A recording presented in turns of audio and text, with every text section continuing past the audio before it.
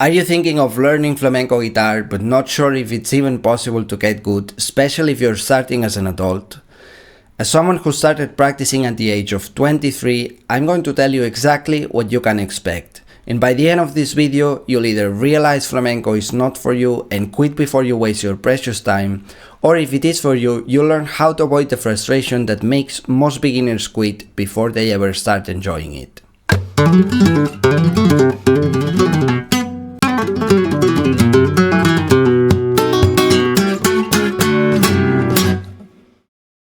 You know flamenco is hard, but still it's so tempting to imagine yourself playing like that you start thinking maybe it's worth going through all that pain.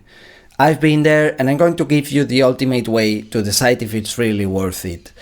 But first, let's be real and filter out the weak, because one of the biggest mistakes people make is underestimating just how hard flamenco guitar really is.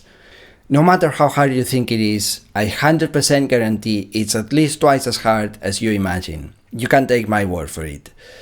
And why is not understanding that such a big mistake? Because if you expect it to be easier, you'll run out of gas before you reach the gas station. It will feel like all your most pessimistic predictions are coming true, and that will eat away at your ability to enjoy practicing and therefore at any real chance of getting good. Here's how things work when it comes to learning an instrument. There are instruments that pretty much anyone can pick up and play a few notes on their first try. If I teach the average person which keys to press on a piano, I can make them play a simple tune in a few minutes. So in general, the more mechanisms there are between you and the creation of the sound, the easier it is to play it, but also the less control you have over the sound. So that's why it's easier to play, let's say, a saxophone which has many keys, compared to a trumpet that only has 3 and you do most of the work with the mouth and your breath.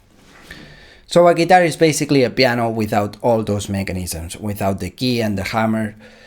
That's what makes it harder. And a Spanish guitar, it's like an electric guitar without the pick and the amp, and that's what makes it harder. Of course, I'm not saying that reaching a high level on those other instruments is a piece of cake. I'm only talking about the entry barrier.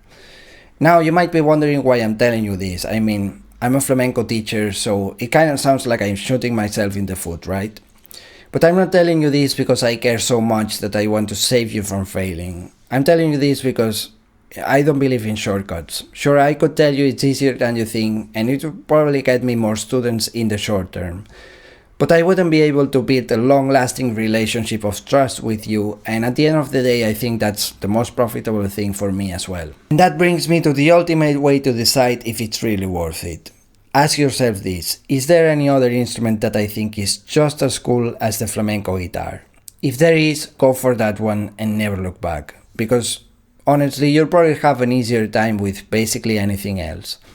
But you've got to be completely honest with yourself, otherwise you'll spend the rest of your life wondering what could have been.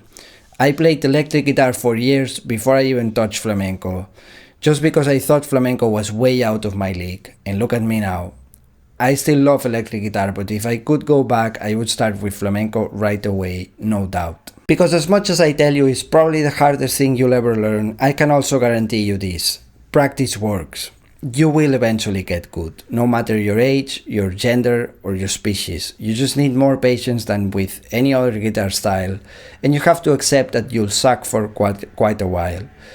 And honestly, you've got to be a bit of a psycho to actually enjoy that kind of challenge.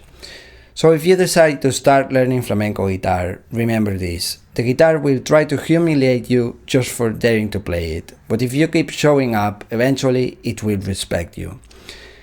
And if you decide to go an easier route, there's no shame in that. But like everything in life, the lower the entry barrier, the less special it will be. That's just a fact of life. No AI, no synth, nothing can truly emulate the sound of real flamenco guitar, not even close. However, that doesn't mean you should make things harder just for the sake of it. There are definitely mistakes that will set you back badly if you don't know how to avoid them. One of the biggest setbacks is what I call environmental hassles, like not realizing that your guitar itself is messing up your playing. The good news is these are pretty easy to fix once you know how. I explain how to tell if your guitar is holding you back in a 10-minute video, along with 2 other mistakes that held me back for years, but you'll be able to avoid just by watching it. You can get it at flamencoaddict.com. Just subscribe to my newsletter and you'll receive it in your inbox in a few minutes. It's free, so if you're planning on learning flamenco guitar, I highly recommend it. That's all for today. Have a good one.